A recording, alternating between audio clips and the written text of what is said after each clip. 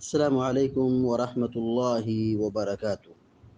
الحمد لله رب العالمين والعاقبة للمتقين، والصلاة والسلام على أشرف الأنبياء والمرسلين نبينا محمد وعلى آله وصحبه أجمعين ومن تبعهم بإحسان إلى يوم الدين. أما بعد،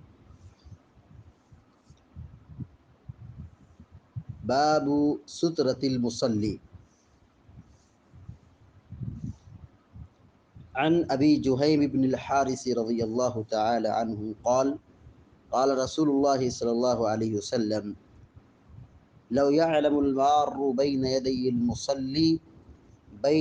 المصلي ماذا عليه من الإثم لكان أن يقف 40 خيرا له من أن يمر بين يديه. متفق عليه، واللفظ للبخاري. ووقع في البزار من وجه آخر 40 خريفا. بلوغ المرام من أدلة الأحکام کی حدیث نمبر 180 پڑھی گئی ہے، اور آج سے یہاں ایک نئے باب کا آغاز کیا جا رہا ہے۔ کتاب الصلاۃ کا چوتھا باب ہے، باب سترۃ المصلی، مصلی کے سترے کا بیان۔ سترہ، باب سترۃ المصلی، نمازی کے سترے کا بیان، یعنی سترے کے احکام و مسائل اس باب میں بیان کیے جائیں گے۔ سب سے پہلے ہم یہ جان لیتے ہیں کہ سترہ کیا ہے۔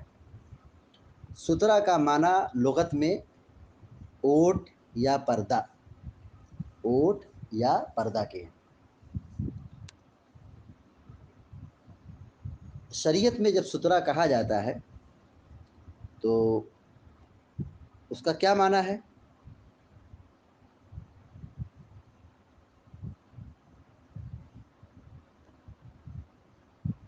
سترہ ہر اس چیز کو کہتے ہیں جسے انسان نماز کے وقت اپنی سجدگاہ کے سامنے رکھے، جیسے لکڑی، نیزہ، دیوار، ستون وغیرہ وغیرہ۔ عام طور پر ایک فٹ کے آس پاس لکڑی ہوتی ہے، زمین سے 1 فٹ بلند لکڑی ہوتی ہے، وہی عام طور پر سترہ میں استعمال ہوتا ہے۔ تو سترے میں کوئی لکڑی ہی استعمال ہو، پتھر بھی استعمال میں لایا جا سکتا ہے، دیوار کو بھی سترہ بنایا جا سکتا ہے، یا گاڑی، میز، ٹیبل، کرسی وغیرہ کو بھی سترہ بنایا جا سکتا ہے، ستون، کھمبا، دیوار وغیرہ کو بھی سترہ بنایا جا سکتا ہے۔ الغرض، نماز کے وقت نمازی سجدگاہ کے سامنے جو چیز نصب کرتا ہے اس کو سترہ کہتے ہیں۔ سترہ معروف ہے، ہم جانتے ہیں، مسجدوں میں آپ جائیں وہ چھوٹی چھوٹی لکڑی کی بنی رہتی ہے۔ میں نے بتایا جیسا کہ زمین سے 1 فٹ بلند پتلی سی لکڑی ہوتی ہے، تختی ہوتی ہے، اسی کو عام طور پر مسجدوں میں سترہ بنایا جاتا ہے، سترہ کے لیے رکھا جاتا ہے۔ سترہ کا حکم کیا ہے؟ جمہور علماء نے سترہ کو مستحب قرار دیا ہے، یعنی سترے کا اہتمام کرنا چاہیے۔ البتہ بعض علماء نے یہ کہا ہے کہ سترہ رکھنا ضروری ہے، واجب اور ضروری ہے، جیسے علامہ البانی رحمۃ اللہ علیہ ہے یا ابن حزم رحمۃ اللہ علیہ ہیں، ان لوگوں نے سترہ کو واجب قرار دیا۔ علامہ شوکانی رحمہ اللہ نے بھی سترے کو واجب قرار دیا ہے۔ تو بعض علماء نے سترہ کو یہ کہا ہے کہ یہ سنت ہے، سنت مؤکدہ ہے، لگانا چاہیے، لیکن بعض علماء نے یہ کہا ہے کہ سترہ رکھنا واجب اور ضروری ہے، یعنی اگر سترہ کے بغیر نماز پڑھیں گے تو گناہ ملے گا۔ نماز کے وقت سترہ کا اہتمام کرنا یہ واجب اور ضروری ہے۔ البتہ اس میں جو درست بات ہے وہ یہی ہے کہ سترے کا اہتمام کرنا چاہیے، سترے کا اہتمام کرنا چاہیے، یہ واجب اور فرض نہیں ہے۔ سترہ جو رکھا جاتا ہے، یعنی نمازی نماز سے قبل جو سترے کا اہتمام کرتا ہے، سترا رکھتا ہے، تو اس کا فائدہ کیا ہے؟ نمبر 1، سنت کی پیروی، کہ ایک آدمی سنت پر عمل کر رہا ہے۔ اللہ کے نبی علیہ الصلوۃ والسلام نے احادیث میں سترا کی بڑی تاکید کی ہے۔ تو پہلا فائدہ یہ ہے کہ سترا یہ نبی کریم صلی اللہ علیہ وسلم کی سنت ہے، تو سنت پر عمل کرنا یہ خیر و برکت کی چیز ہے۔ دوسرا فائدہ یہ ہے کہ سترا کی پابندی کرنے سے نماز کی حفاظت ہوتی ہے، کوئی سامنے سے گزرتا نہیں ہے، یعنی سترے کے اندر سے وہ نہیں گزرتا ہے، سترے کے باہر سے گزرتا ہے۔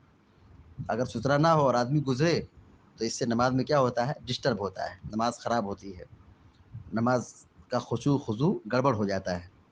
تو سترا ہو تو اس سے نماز کی حفاظت ہوتی ہے۔ تیسرا فائدہ یہ ہے کہ سترا رکھنے سے نمازی کی نگاہ کی حفاظت ہوتی ہے۔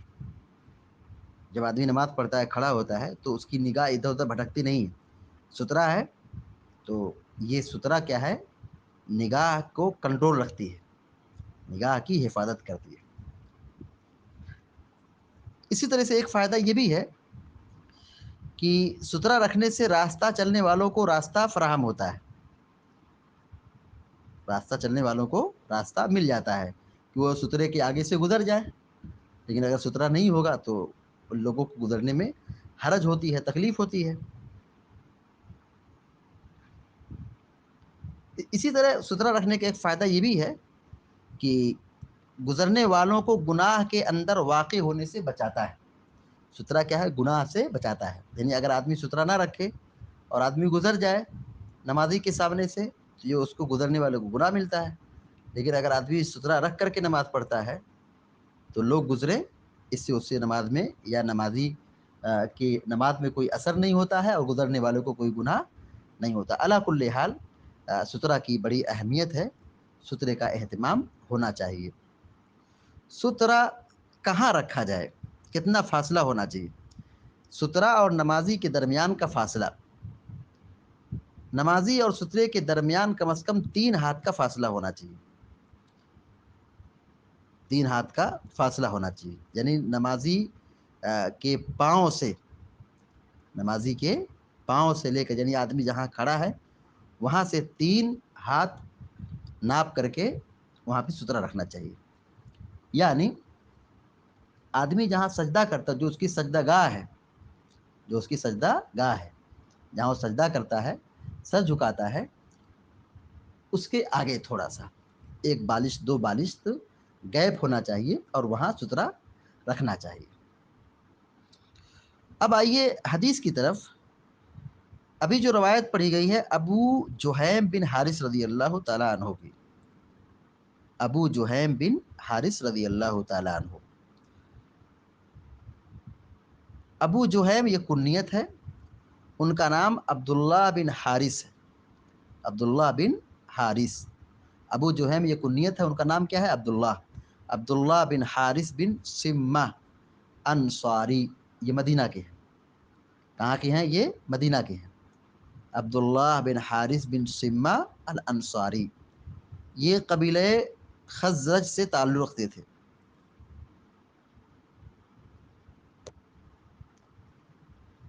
حضرت ابو جہیم رضی اللہ تعالیٰ عنہ یہ قبیلہ خزرج سے تعلق رکھتے تھے، مشہور صحابی ہیں، اور امیر معاویہ رضی اللہ تعالیٰ عنہ کی خلافت تک یہ باحیات تھے، اور انہوں نے کئی احادیث اللہ کے نبی علیہ الصلوۃ والسلام سے بیان کی ہے۔ ایک حدیث یہ ہے جو یہاں ابھی باب سترۃ المصلی، چوتھے باب کے اندر پہلے نمبر پر ہے۔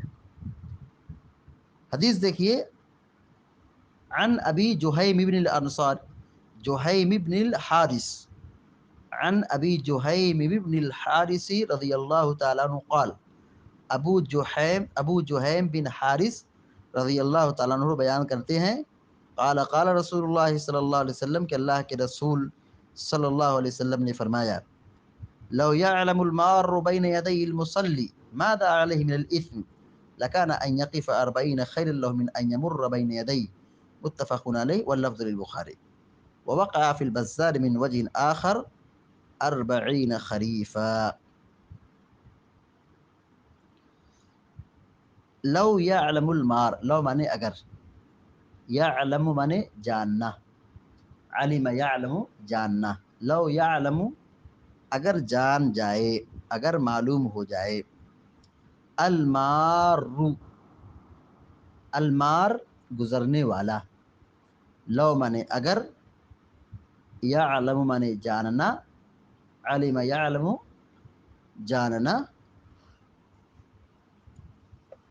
لو یعلم اگر جان جائے، اگر معلوم ہو جائے، المار گزرنے والے کو، اگر گزرنے والا جان جائے، لو یعلم المار اگر گزرنے والا جان جائے، بین یدئی المصلی، بین مانے درمیان، یدئی، یدئی، یدئی المصلی، یدئی المصلی، مصلی نمازی کے سامنے، مصلی مانے نمازی، ید مانے ہاتھ، ید مانے ہاتھ، یہ کیا ہے؟ یدین ہے، یہ کیا ہے؟ یدین، اضافت کی وجہ سے نون گر گیا ہے، یدینی اصل میں تھا، یدینی، نون گر گیا ہے اضافت کی وجہ سے. بین یدئی المصلی، نمازی کے سامنے سے، بین یدئی المصلی معنی کیا ہوگا؟ نمازی کے آگے سے، نمازی کے سامنے سے. ماذا علیہ، ماذا مانے کیا، علیہ مانے اس پر، ماذا علیہ اس پر کیا ہے، من الاثم، اسم مانے گناہ، ماذا علیہ من الاثم اس پر کیا گناہ ہے، اس پر کتنا گناہ ہے، اسم مانے گناہ. لو یعلم المار بین یدی المصلی، اگر گزرنے والا جان جائے، اگر گزرنے والے کو یہ معلوم ہو جائے،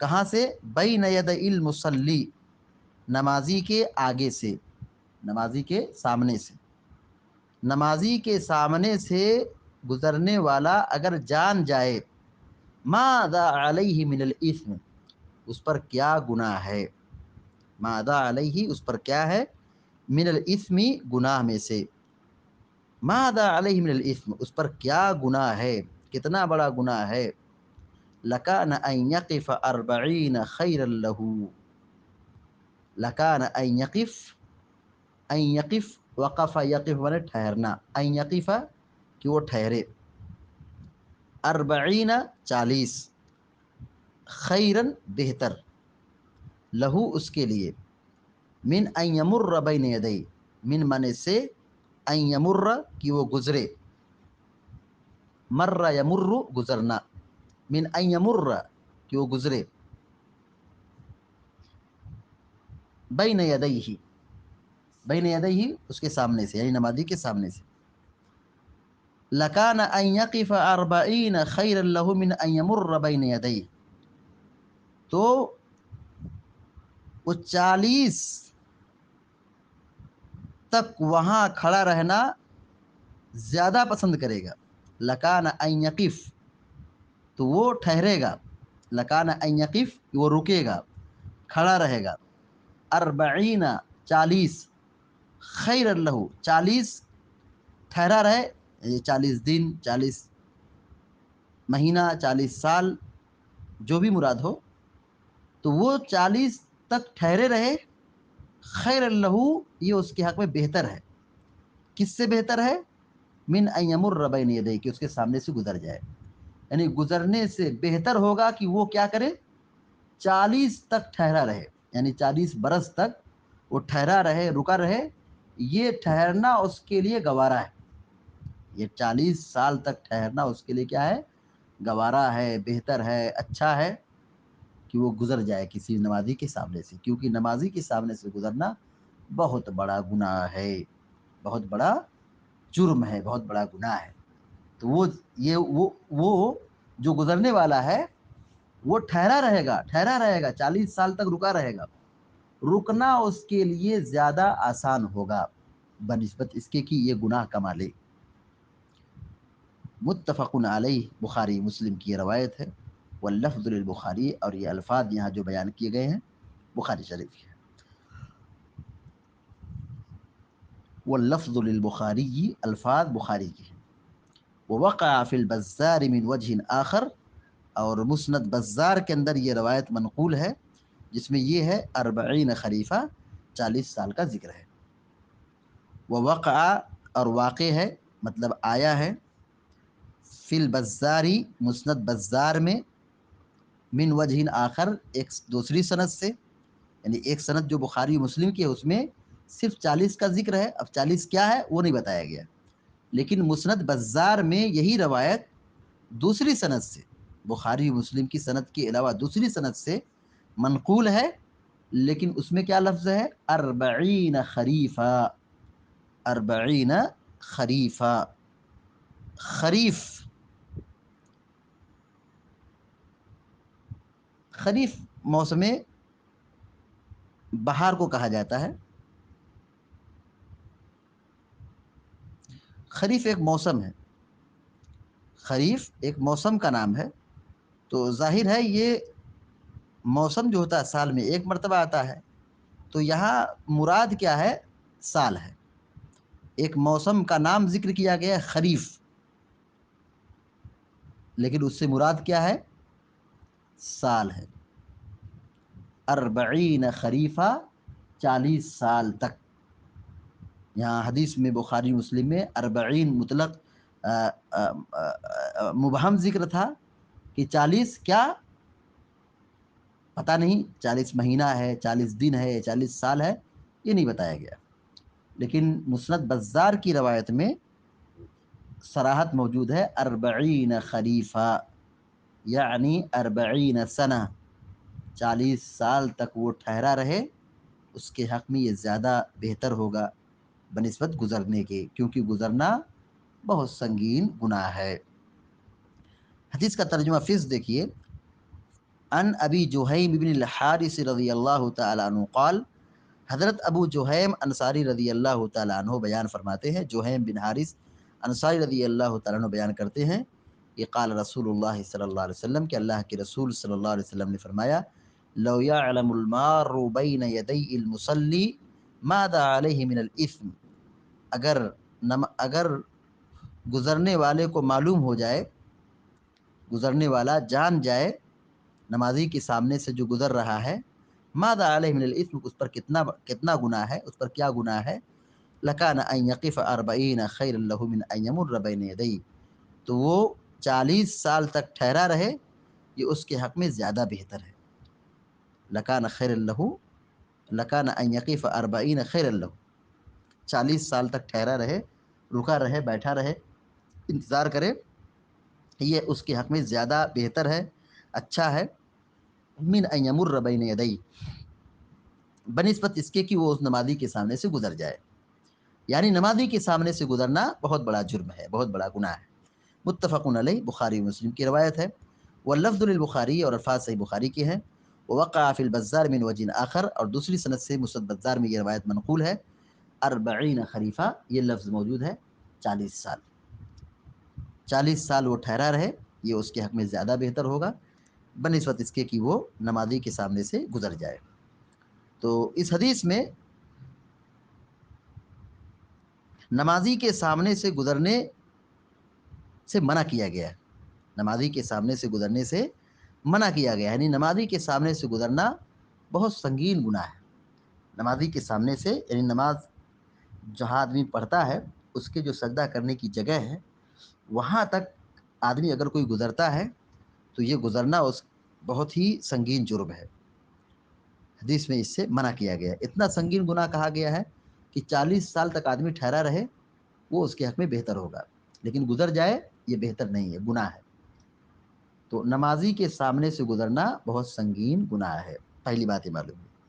دوسری بات یہ معلوم ہوئی کہ علم بہت ضروری ہے، علم کا سیکھنا بہت ضروری ہے، کیونکہ علم ہوگا تو آدمی عمل کرے گا، علم ہوگا تو آدمی عمل کرے گا، تو علم کا سیکھنا بہت ضروری ہے۔ تو آدمی کے پاس علم ہوتا ہے تو وہ عمل کرتا ہے، علم نہیں ہوگا تو وہ جہالت برتے گا، وہ گزر جائے گا۔ علم ہوگا تو وہ بچے گا، نمازی کے سامنے سے نہیں گزرے گا۔ تیسری بات یہ معلوم ہوئی کہ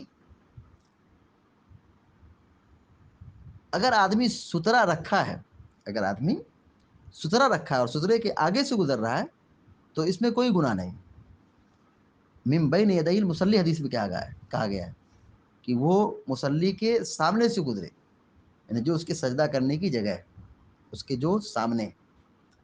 لیکن سترے کے آگے سے اگر گزرتا ہے، سترے کے باہر سے، سترے کی اس ایریے سے گزرتا ہے تو اس کا گزرنا جائز اور درست ہے، اس میں کوئی گناہ نہیں۔ لہذا ہماری اور آپ کی یہ کوشش ہو کہ ہم نماز پڑھنے سے پہلے سترے کا اہتمام کریں، خود بھی گناہ سے بچیں اور دوسروں کو بھی گناہوں سے بچائیں، اور نماز جب کوئی پڑھ رہا ہو تو اس کے سامنے سے گزرنے سے بچیں۔ اللہ تعالیٰ سے دعا ہے کہ اللہ تعالیٰ ہم سب کو، آپ سب کو سنت کے مطابق زندگی گزارنے کی توفیق عطا فرمائے، آمین یا رب العالمین۔ وصلی اللہ علی نبینا محمد وسلم تسلیما کثیرا۔ السلام علیکم ورحمۃ اللہ وبرکاتہ۔